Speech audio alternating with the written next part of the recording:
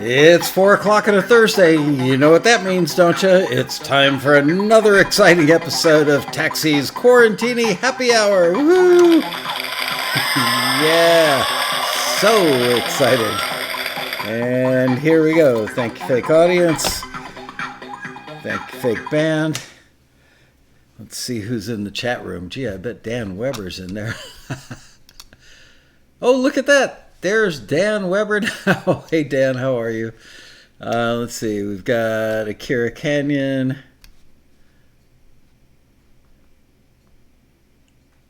Let's see. So far, just those. There's Darren Fletcher. No surprise there. Hello, Darren. Oh, I'll be right back. I know it's really bad for the host of the show to leave when it starts, but I just pulled out a Tums over there. And it doesn't do me any good if it's sitting 12 feet away.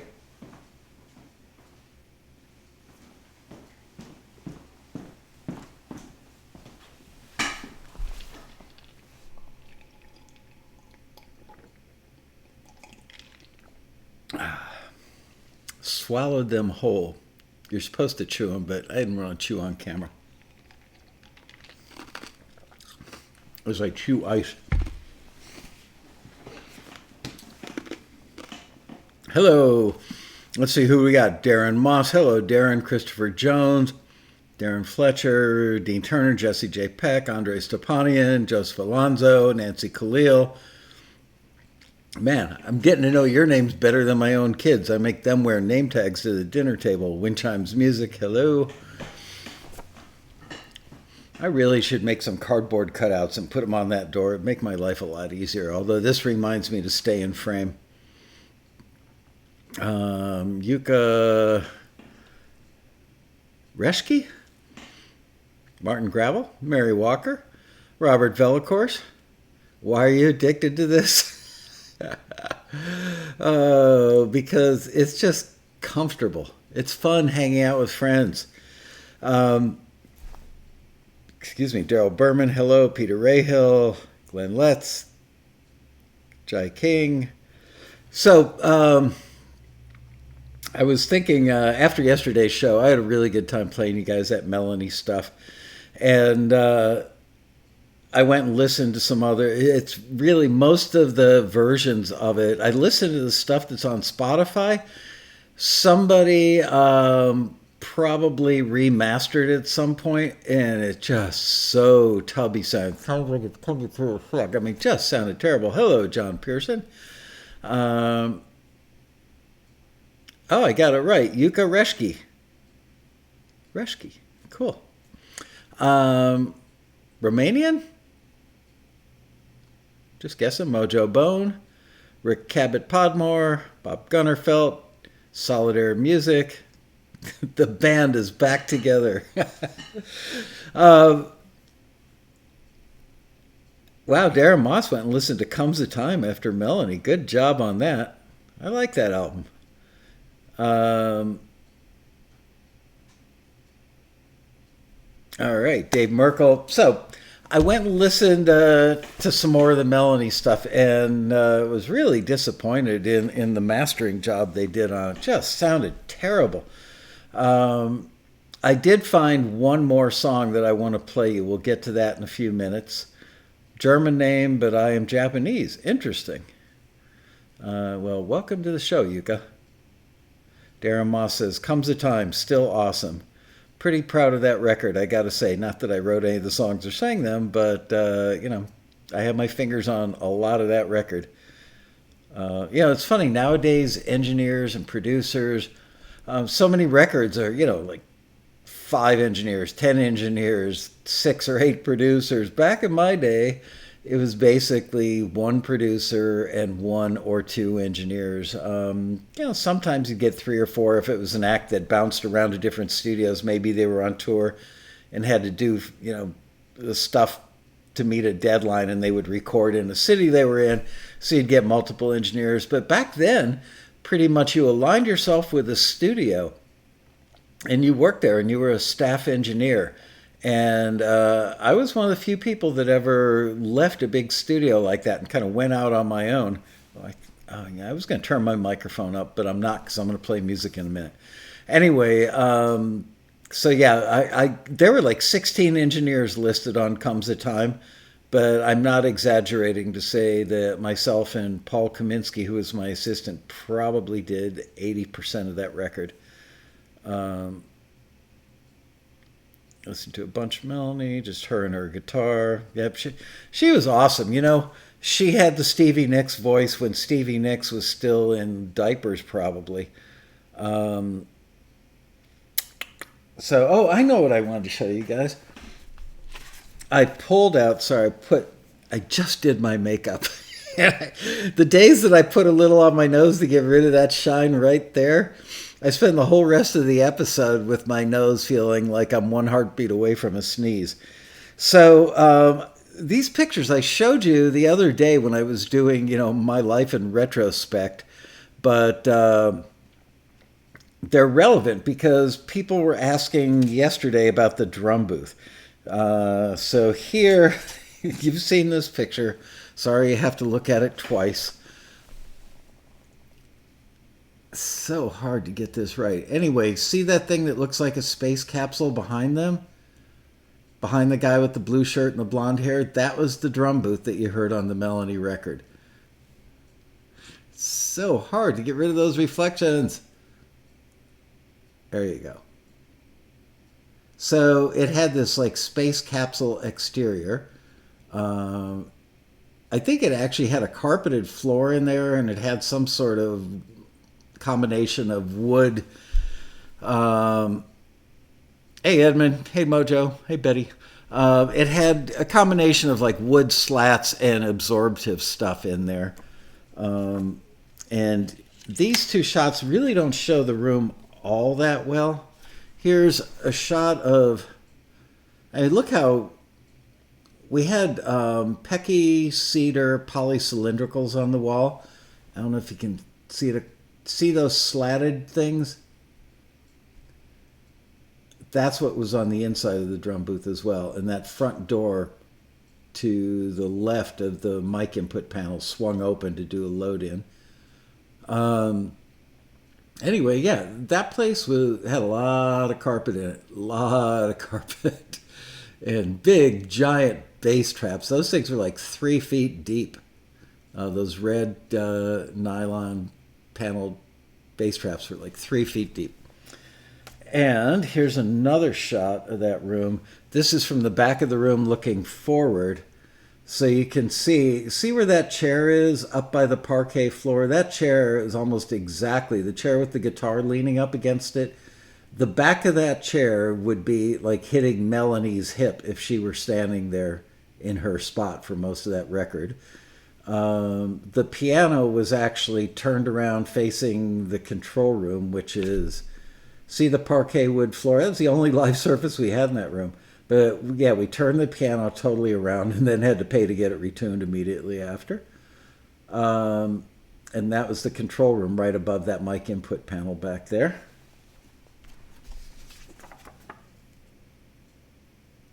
Yeah, it's pretty hard to tell. The room, if I remember correctly, is 25 wide, 43 deep. The braces over a red t-shirt, probably. Anyway, so that's the pictures of the interior of Triad Recording. What make of acoustic guitar was she playing? I want to say that she had a Martin. Taylor wasn't such a thing back then. Remember, again, this was 42 years ago? Wow. I can tell you that Sal DeTroia, who was the guy that played acoustic guitar also with her, and he was the guy that played on several of the Simon and Garfunkel hits. Sal had a guitar that was like a custom-made guitar by a luthier named Jimmy DeQuista, if I remember correctly. I can't believe I remember that. He had several DeQuista guitars. That's the only guy I've known that ever played them, but they were expensive. They were like $6,000 for the cheap ones. On YouTube, she played a Goya Classical. You know what? She actually, I do remember that she had a nylon string guitar that she played pretty frequently.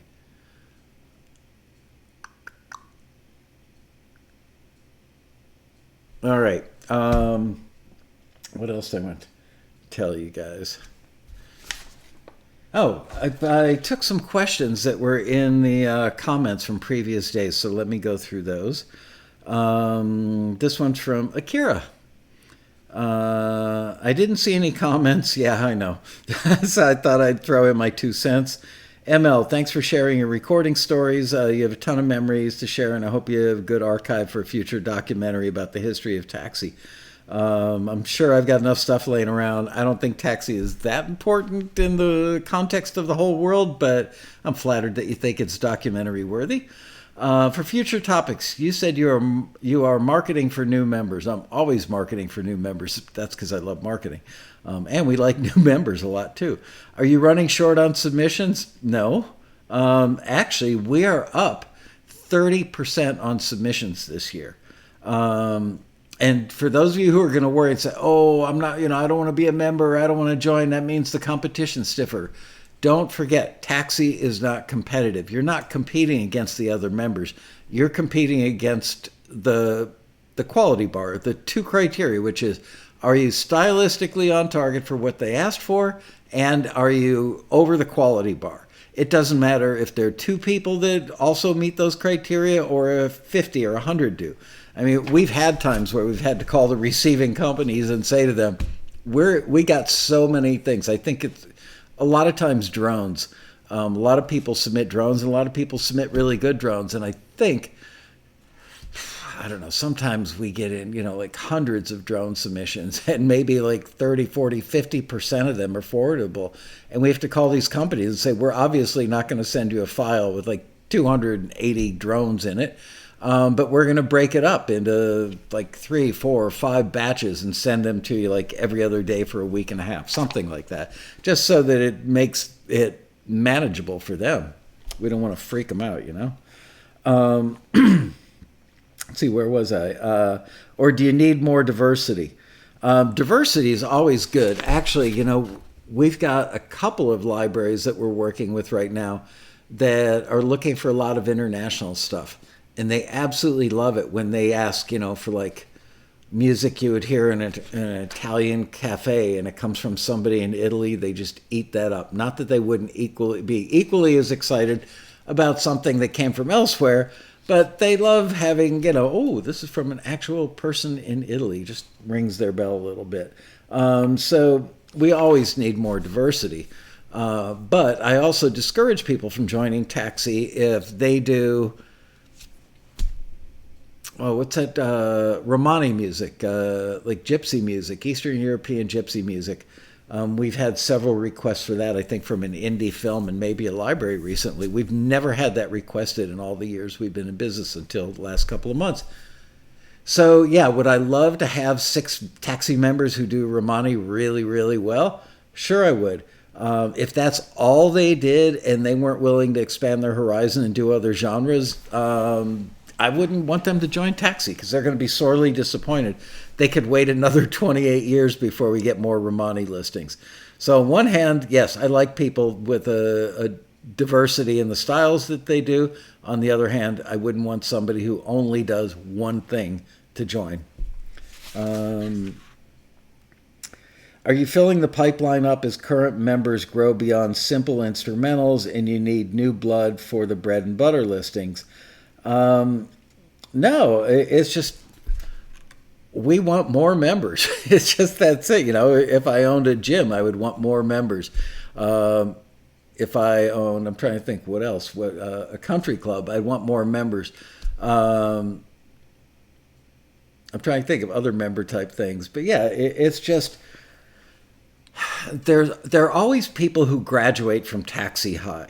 That's the thing is. We help develop you guys to the point where you don't need us anymore. Many of you who don't need us anymore remain members because you like being part of this family, you like coming to the road rally, and the smart ones, even guys like Chuck Henry, he's been a member forever. But he'll still submit because you can never be in too many different catalogs. That's the thing, is don't get comfortable because you've got one or two libraries that you're in love with because they're in love with you right now and they're getting you some placements, because they won't forever. Their clientele changes. The shows that they work with will get canceled or run their course. And, you know, we've got one person, please don't mention this person by name in the chat room. That person works very closely with the music supervisor on a big soap opera. And someday, although you make a strong case for that soap opera never going off air, but someday, if that soap opera ends, that person, I hope that that person has diversified their client base, even though the majority of, I think, their placements come from that soap opera. If that ceased to exist a week from now, a month from now, whenever, they better have other places to pitch that music, or they're going to go into a financial shock. And the same thing is true of you guys. You want to be in many libraries. Don't just fall in love with the ones. I know it's hard to say, you know, not send your stuff immediately to that one library that loves everything you send and they sign everything and they've gotten you some placements. Like, why wouldn't you want to go back to that well, you know, and drink more water from that? But that day will come where they're going to peter out and you're going to wish you were in other buckets. Excuse me while I grab a drink.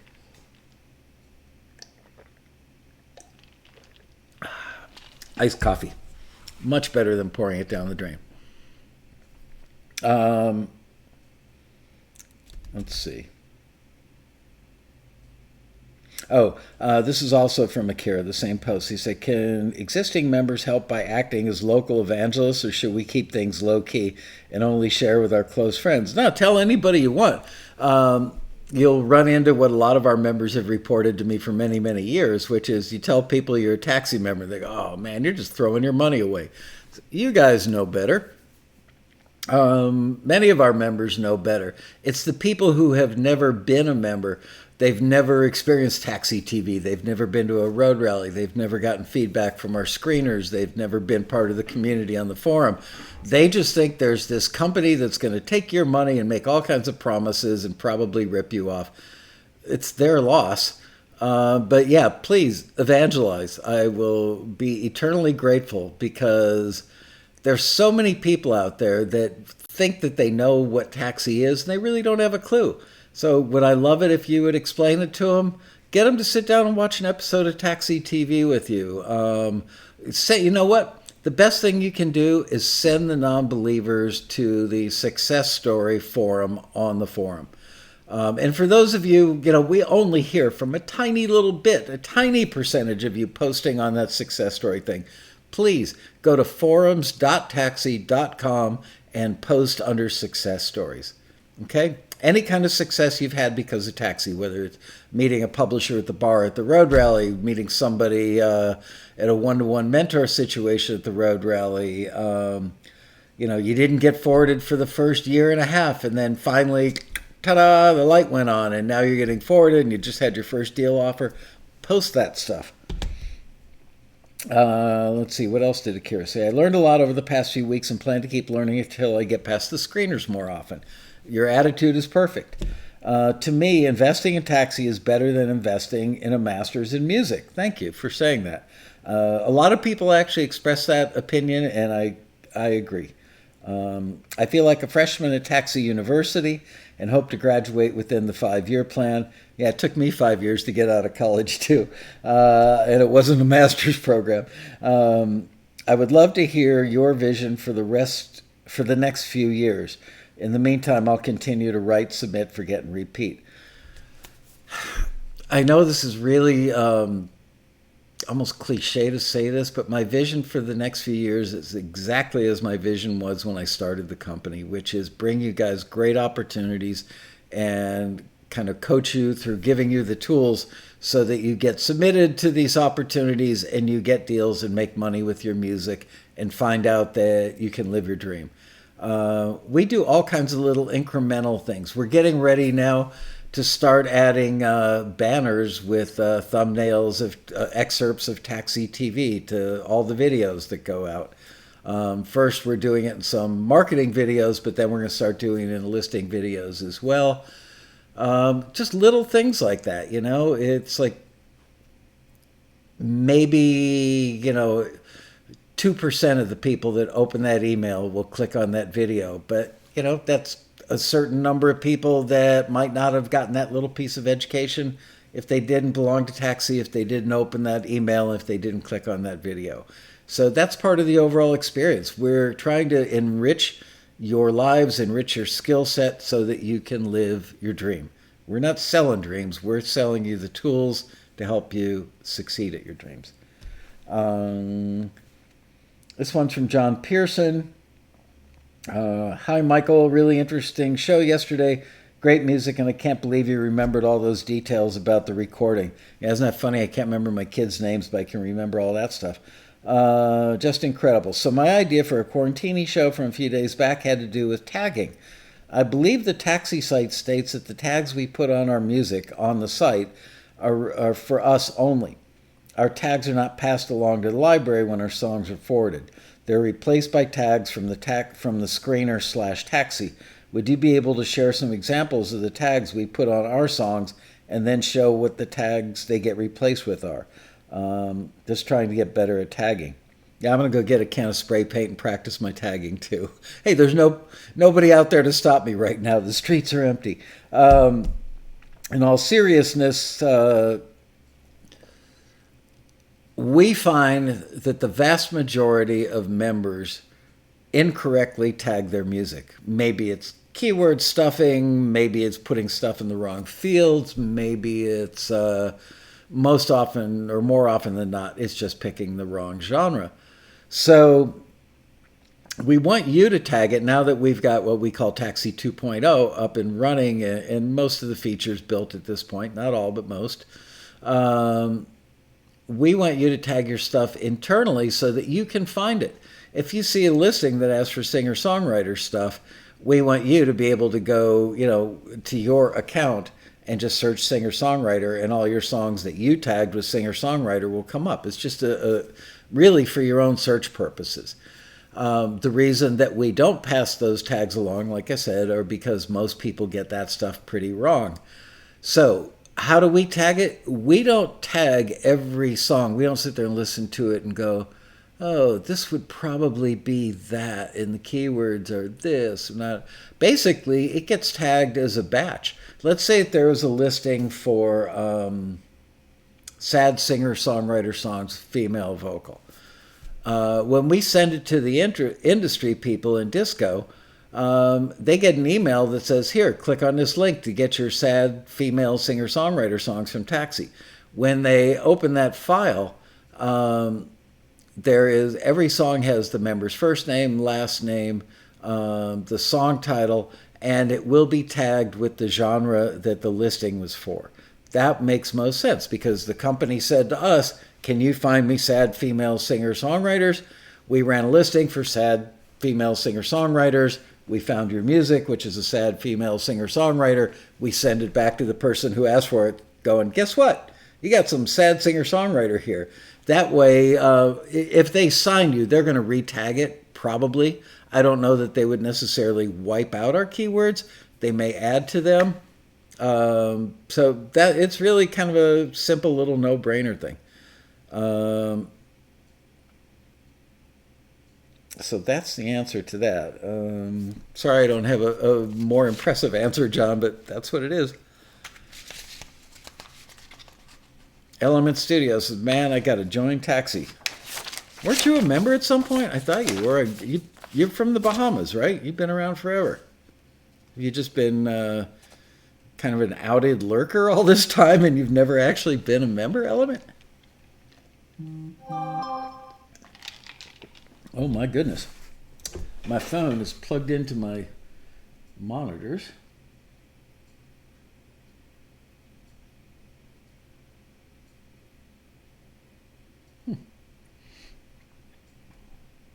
Okay.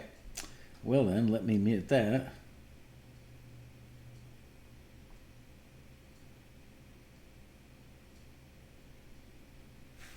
We may have a problem in the chat. Ariana's telling me that Bria is not able to view the chat. I am able. I'm going to let her know.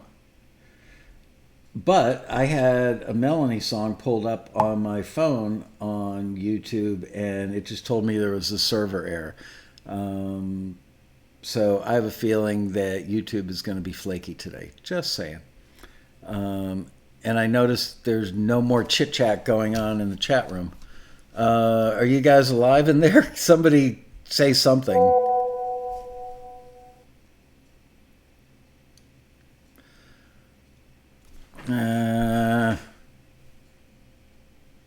Sorry. I think it's YouTube.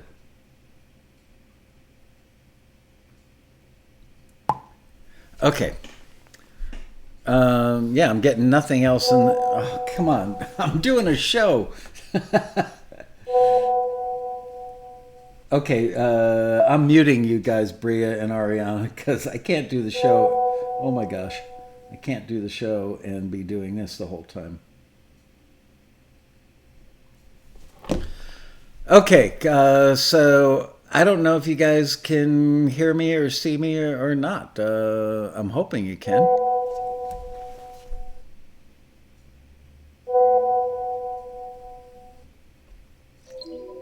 Whoa.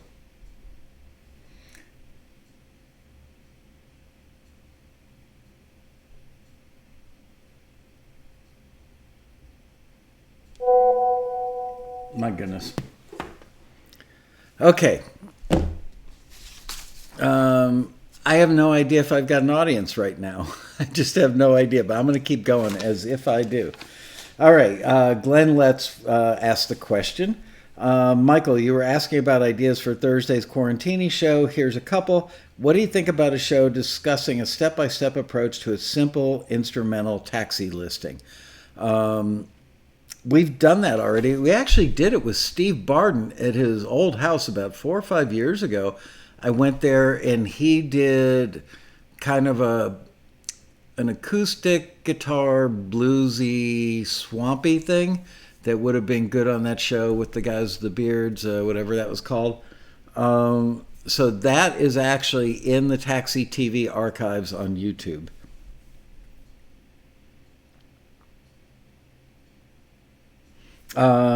Glenn also wants to know, a few shows ago you recommended IMDb Pro over IMDb. How would you use Pro versus the plain IMDb?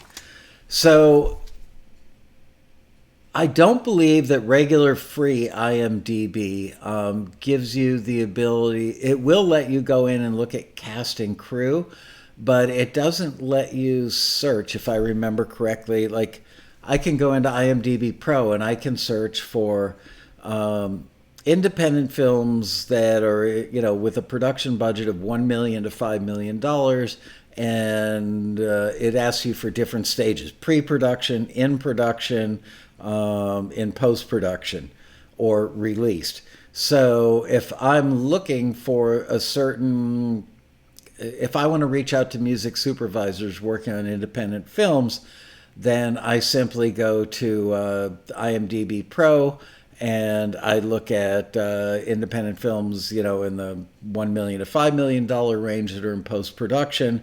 Then I try and research as much about them as I can, find out what the log line is, what the basic story is. Does it say anything about, a murder mystery in New Orleans? If it did, I knew they'd need a bunch of Cajun music. And then I would look up the music supervisor and reach out to him or her and say, want me to find you some Cajun music? However, if I'm still on the air, which I don't know right now, and a bunch of people hear that, go, wow, I'm going to reach out to a bunch of music supervisors for Cajun instrumental or Cajun music. Honestly, most music supervisors don't want to hear directly from musicians because they don't want to have to deal with people who don't know how a deal works, how the paperwork works. They may not understand what the etiquette is, what the urgency and immediacy of their needs are. all those things that people aren't prepared for is the reason that they generally want to deal with professionals who are in the business of pre-filtering the music for them and handling the paperwork. So there you go. Let me check my phone to see if there's anything from the ladies. Oh, it says YouTube has an outage.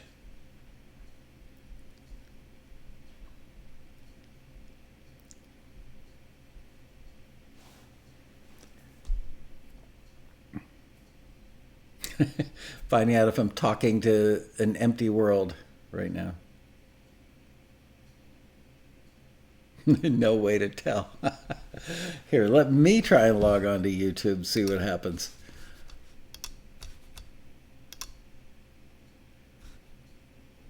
Yep. Apparently, I am off the air.